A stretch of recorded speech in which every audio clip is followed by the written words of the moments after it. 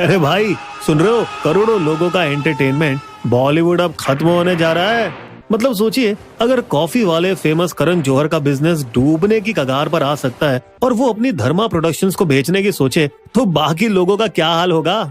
वैसे अगर सलमान भाई की फिल्म द बुल ना चलने के डर से बीच में ही बंद कर दी जा सकती है, तो सोचिए बाकी एक्टर्स का क्या होगा। शायद उन्हें अपनी फीस काटनी पड़े। जैसे रणवीर सिंह ने 40 से 30 करोड़ कर दी, शाहिद कपूर ने 40 से 25, वरुण धवन ने 30 से 20, कृति सेनन ने 8 से 5 और जानवी कपूर ने 5 से 3 करोड़। या फिर ये सारे बॉलीवुड के दिग्गज सितारे भाग के साउथ इंडियन फिल्म इंडस्ट्री की तरफ चले जाएंगे। भाई आखिर पापी पेट का सवाल है, क्योंकि कोविड के बाद हिंदी फिल्मों से जनता ऐसी बोर हुई कि सिनेमा हॉल में आने वाले दर्शकों की संख्या 40% तक गिर गई। खाली बड़े स्क्रीन के चलते थिएटर सब उन्हें भरने के लिए सीक्वल और पुरानी फिल्मों को फिर से चलाने पर मजबूर हो गए हैं। और नई बढ़िया पिक्चरों का ऐसा अकाल आया कि पैसे कमाने के लिए अजय देवगन और आलिया भट्ट जैसे फिल्म स्टार्स ने दूसरे बिजनेसेस में हाथ जमाना शुरू कर दिया।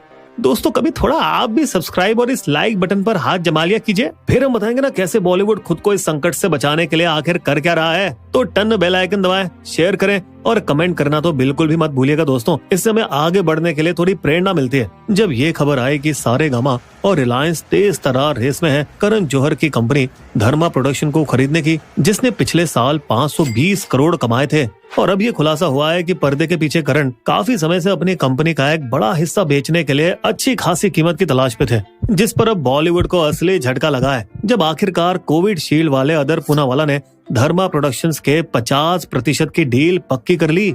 जौहर साहब का रोना तो फिर लाजमी ही था। आज के मुश्किल माहौल में एक स्वतंत्र प्रोडक्शन हाउस अपने दम पर बड़ी बजट की फिल्में बनाने का जोखिम नहीं उठा सकता। डायरेक्टर्स की राउंड टेबल पर करण ने सुपरस्टार पर भी निशाना साधा। मर्द एक्टरों को अपनी ऊंची फीस पर फिर से सोचना होगा, लेकिन इस पर जोया अख्तर, जो बेबाक बयानों के लिए मशहूर हैं, उन्होंने पलटवार किया। करण तुम देना ही बंद कर दो ना। यहाँ तक कि धर्मा की रॉकी और रानी, जिसने भारत में 160 करोड़ कमाए, मुश्किल से उसके 150 करोड़ के बजट से ज्यादा उसने भी असली मुनाफा विदेशी कलेक्शन से ही कमाया। दोस्तों वे जमाने गए जब स्टार पावर बॉक्स ऑफिस को हिला देती थी। आज स्थिति ये है कि भरोसेमंद अजय देवगन की मैदान भी बुरी तरह से फ्लॉप हुई।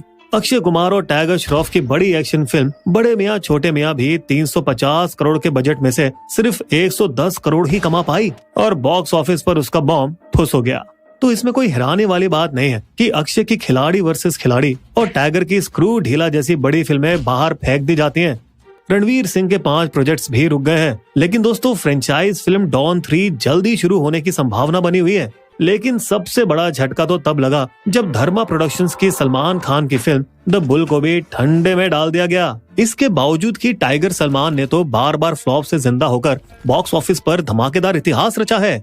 बस इसी के बाद से बॉलीवुड बदलने लगा। कई बड़े एक्टर्स ने न सिर्फ अपनी फीस घटाई, बल्कि अपनी फीस का सिर्फ 20% एडवांस लेने के लिए मान गए हैं और बाकी का पैसा प्रोड्यूसर के कमाने के बाद लेने पर भी राजी हो गए हैं, जिससे अब मूवी बनाकर कमाना थोड़ा आसान हुआ है।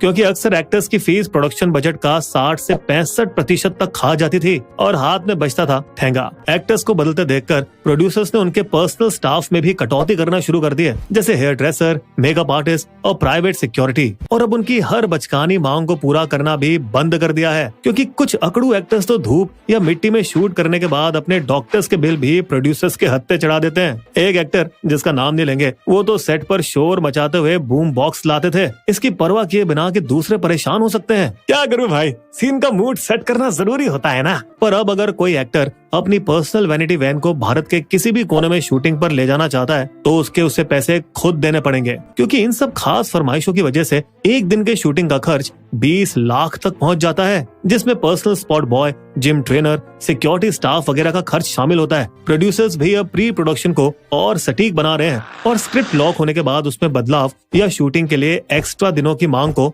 नकार रहे हैं। यहाँ एआई का आना बिल्कुल सही समय पर हुआ है, क्योंकि वो प्रोड्यूसर्स एआई से समय और खर्च बचाने की कोशिश कर रहे हैं, जैसे story boarding, set design, costume, dubbing, subtitling, animation और स्पेशल इफेक्ट।